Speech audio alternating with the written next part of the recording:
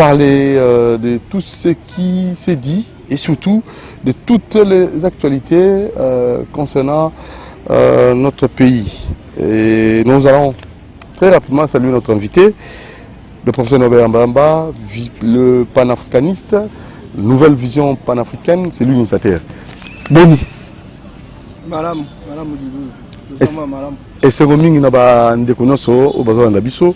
merci à mon Djambé, à prise de vie, à production, merci à Alain Kabongo, à coordonné.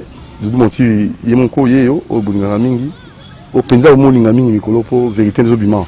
Il n'est plus personne qui tenait un mot. Le patriarche. Nako yebisa ba Congolais que lelo oyo surtout na régime ya biso ya UDPS mutakei azali mutu mo munene et na profiter na yango na adresser la condoléance les plus émue, les plus attristée na famille biologique nae. Certainement que via Sali Moussala, Mamingi, mais c'est aussi vrai que aussi entendait le moins qu'il y a qu'un de l'eau. On appelle ça sous la condoléance d'Anna. C'est pas le président de la République, c'est le champion de Tshisekedi. Oui, le président de la République. On continue à y a en tout cas, son Italien, a joué quand même un rôle important au côté du président de la République.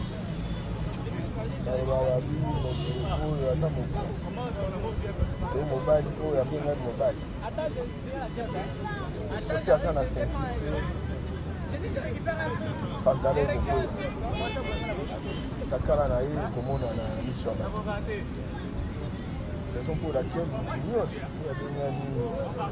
visionnaires. Voilà, tant on a fait ça l'effort, voilà, Lucas. Et là, on va ça à la ceinture.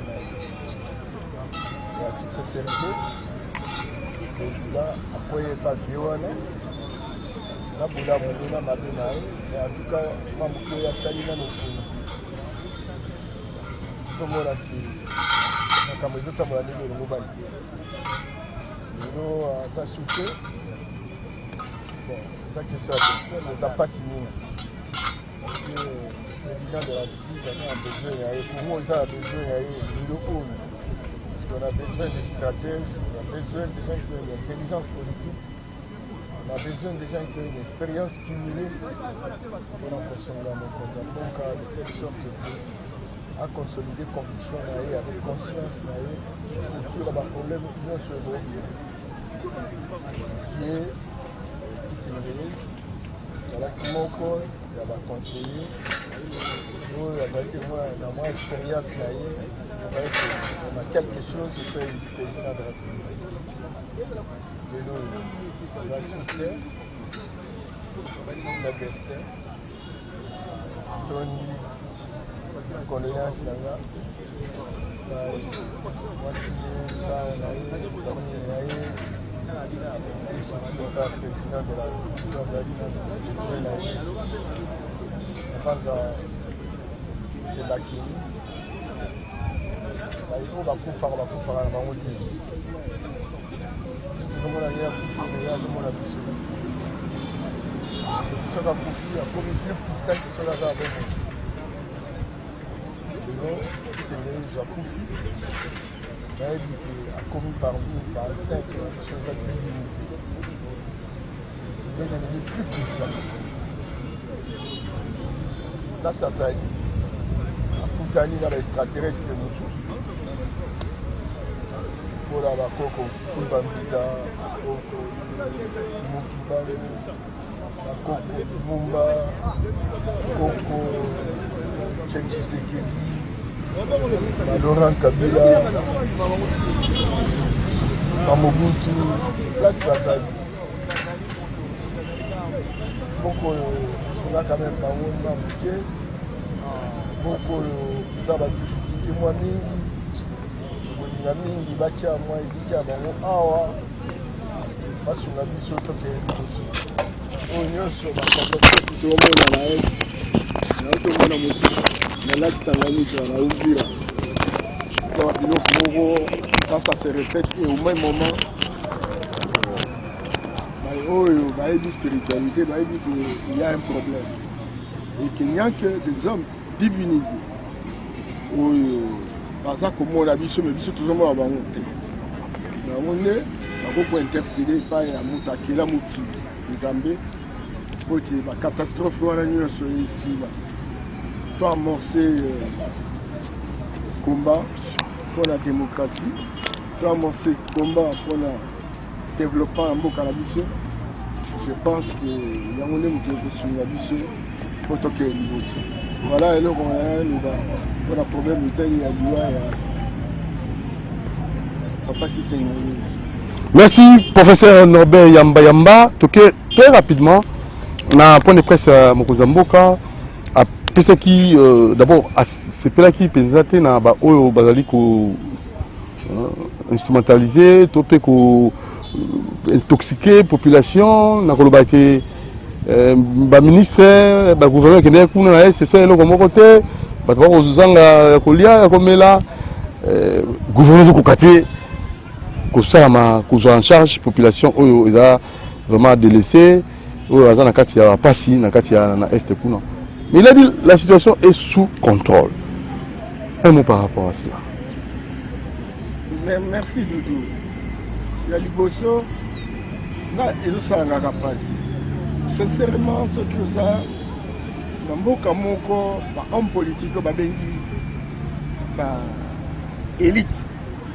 Même ceux qui ne connaissent pas les Camerounais, Yamba Timba. On a démontré que tout ça va intellectuel vraiment comme tel que la classe politique. Tout ça n'a pas commentateur, tout ça n'a pas modèle aliéné. Autant que ce soit une solution, baza kuzwa tana bango. Koloba biloba loba na makambo autant que baza ko maîtriser le monde. Situation est sous contrôle toujours. Président Zaki Libanda tango makamba catastrophe ya volcan ebimi na est na nord Kivu. À 4 voyages mais c'était un voyage stratégique. Aïe. Le plus rapidement, à organiser un conseil de ministres, à lever un certain nombre d'options.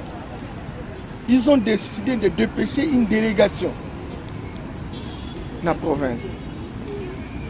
Et cette délégation constitue une commission.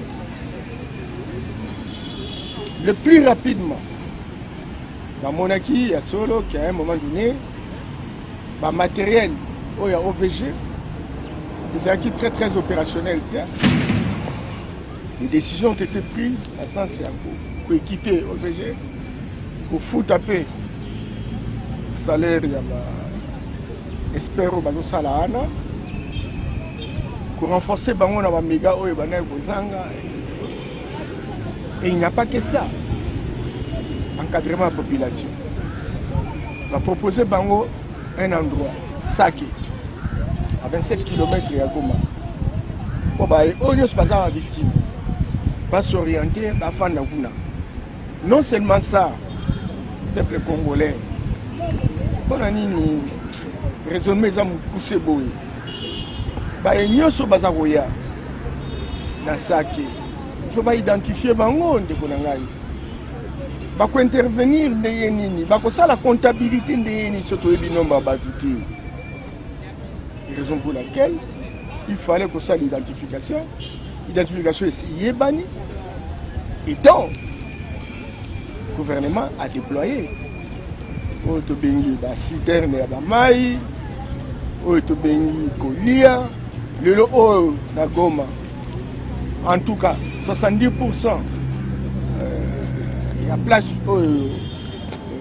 l'électricité na régie des eaux sous opérationnalité. Bazon ici en haut. lelo kutu ebele ya bato oyo babimaki oyo bakende kuna baza kozonga ebele mpe banibaki bakende te. Goma eza ville mwa monene, eza catastrophe naturelle, ezaki ete oyebi yango ke obima lelo non.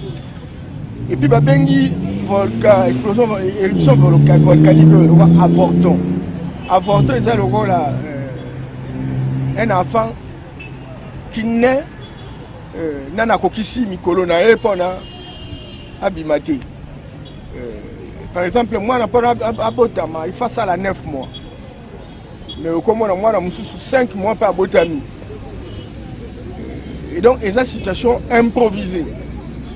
Et loko esalemi na Goma, il y a toute une thèse doctorale esalemaki awa. Il a dit ça qui a solo qui les lotis.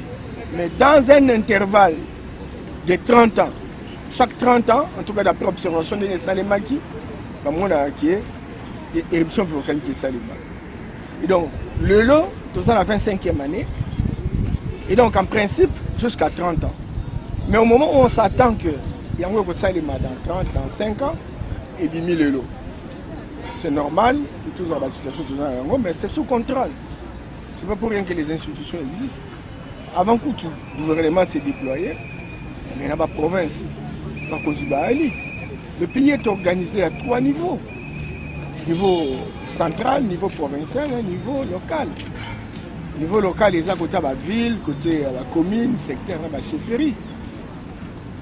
Et donc, en attendant que le gouvernement central a intervenir, le gouvernement provincial peut faire ça nécessaire. Et bien, comme na Bukavu, basali bakantonné bango, baosunga bango, et ça gouvernement central tel bosso, et ça gouvernement provincial. Moutandis, gouvernement provincial, il y a Nord Kivu. Général Oyaza, gouverneur, a pris un certain nombre de dispositions. Boyoka va communiquer, boyoka va déclaration, boyoka qui orientation population, place il y a refanda, etc.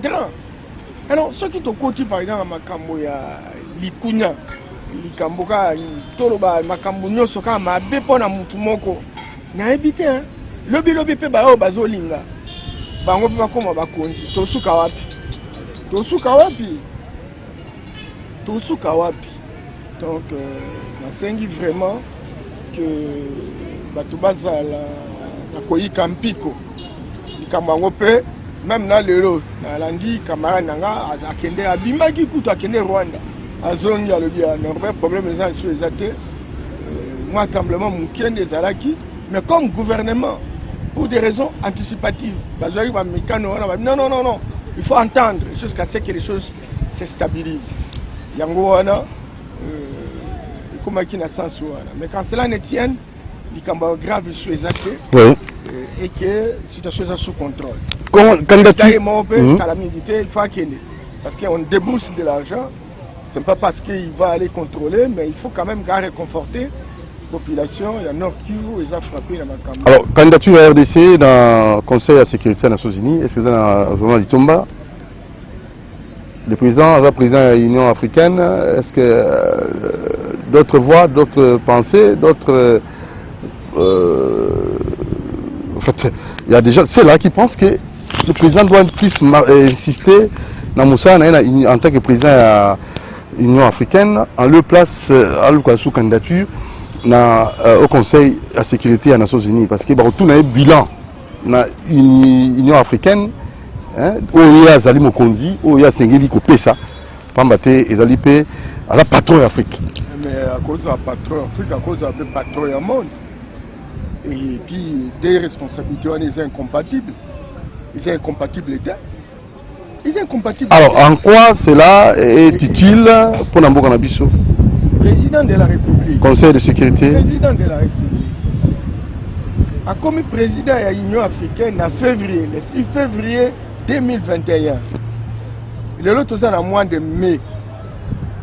C'est comme tu vas demander au bilan. Hein? S'il vous plaît. Donc, et ça question Yamawan de Konangai. Bilan à 3 mois, Moutazan à 12 mois. Mais pourquoi la tendance, on a ça malocon de 35 jours, déjà à 3 mois, bilan. 65 jours pour 100 jours quand même. Forme les amnistiques. Il y a toujours un papier mon boy.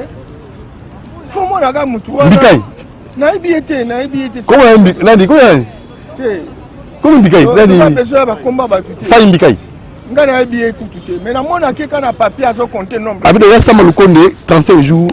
Bango basala ki la primature. Basala iso combien d'années? Na mona na papier wana te, na mona epe na bilan na ngote. Bon si va azo sala ka kolakisa combien de jours etika pour la Tshisekedi. Non, tout le monde a ba fantillage. Je sais buzo ba bomwana. Zomona. Oui bien, mutu nyonso aza likunya na mutu mususu, aza na problème na été. Likunya ne kolanda ye. Mutu nyonso oyo aza kozinga kosala bato mususu mabe. Mabe wane kolanda ye. Mutu nyonso akosala malamu. Malamu ekolanda ye. Oui bien, eza normalité. Bandeko nyonso ka kosala ba critique monti na moti. Lelo oyo président est président de l'Union africaine. Mais il faut l'anda.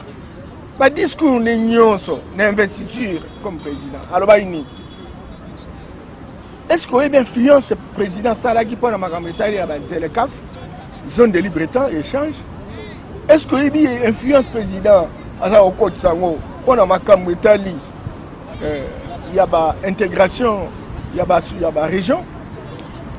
4-5 régions en Afrique. Hein? Est-ce que le président de la République a ça un désenclavement en Afrique? Il est là, il sont panafricanistes, effectivement, pour même il faut un passeport, tout ça, passeport, on en a marre. Il y a un visa, il y a un cannabis en Afrique, etc. Il est en train de travailler, il a un programme. Mais il y a déjà que pays, le Congo tout ça, il y a un mobile. Mais si on a commis président, il y a ONU. Les influences de Papa Nanaï. C'est là que beaucoup de décisions se prennent. Et alors maintenant, vu ce que ça, tu as vu Togolia diplomatie, tu as diplomatie. La population de la Togolia diplomatie. Tolembi. Alors, parce que moyen pour réfléchir, c'est sauter. Nous allons revenir solo. Parce que ceux qui ont diplomatie, en quoi servira la diplomatie? Mais la diplomatie de développement. Mais regarde quand, parce que on va les paysans voient Jacques André qu'on fait la mboka na biso Libanda, donc retombez à direct. Direct, putain, ça va négociation. Il y a un moment il faut il y a un moment il n'arrive pas parti politique. Pour former Batunabino, encore qu'il faut se poser la question, ce qui est solo, il y a parti politique, ils étaient parce que vous avez un diplôme, ils étaient parce que au tamboli na mokili. Non. Koye bandeni nango ko encadrer parti politique na yo pour ils litomba na batu na yo, c'est pas si facile. Diplomatie de développement ezala na ngoni de konangai. Yango moni politique ya gagnant, coopération gagnant. Yango eza diplomatie de développement. Kala mingi te ba utopesa biso. Fonds monétaire international. Accord de principe, éthique de ratification dans le conseil d'administration. 1,5 milliard de dollars. Alors, belé, il y a un projet israélien, il y a un projet à la Banque mondiale, il y a un projet à la Banque africaine de développement, il y a un projet à l'Union européenne, il y a un projet à la chancellerie. Et où tu as pu? La diplomatie. C'est quoi au-delà de la diplomatie? Il y a un moment où tu as la diplomatie. Mon conseil, c'est ça de telle sorte que tu as des ressources internes. Les ressources internes sont kouta wapi, kouta na ba taxes, kouta na ba impôts, et kouta na ba mobilisation des ressources tout ça là. Or vol, il y a ba richesse, ba ressources de l'État, ils ont en proportion de plus de 80%. Nous sommes au ma binga là. Alors ce qu'il faut, ba institution nous au banque ça ka ba IGF, ko ba cour et tribunaux, le col à banner. Gens qui deviennent agents de renseignement, d'intelligence, et le coup là-bas, Cour des comptes, la société civile professionnelle, Parlement et Omoko, etc. Agence contre la corruption. Toutes ces structures-là, elles ont à côté les mains. Et puis, il y a des gens qui ont des caisse. Qu'est-ce qu'il y a bon santé là, bon ça va école, bon ça va hôpital, pourquoi importer tout le monde, pourquoi pas n'est pas comme on dit. Donc qui déjà président ça soumis bateau de pêche etc. Ce qui m'a su est que itina ngomba parce que ngamo na sala gi musala na ba américain. Oyebi mindele ba yebi makambo na biso koleka biso moko. Et comme même maintenant na ngombe na nzela ya fleuve sozo kende mbandaka okende kisangani ngombe wana eza forte capacité na lobani ni forte densité ya bambisi ebele ya bambisi ezokufa kaka na bompaka et alors tous ont besoin de petits bateaux de pêche industriels yango wana ezoya semble que 5 ozomona chalutier alors maintenant ils ont qui des malembe. Vraiment. Le qui n'a pas si. Bah tout le monde pour ni peuple azela patient mais train de vie bah monsieur qui dit bah moi qui dit peuple azela patient. Train de vie anan. Mais bah le président quand on va sur la mutu kate. Population ko ba ngalo zo ba population. Yango na bien président tambola mutu kate tambola makolo na vélo. Non tout tika biloko wana ça s'appelle la jalousie.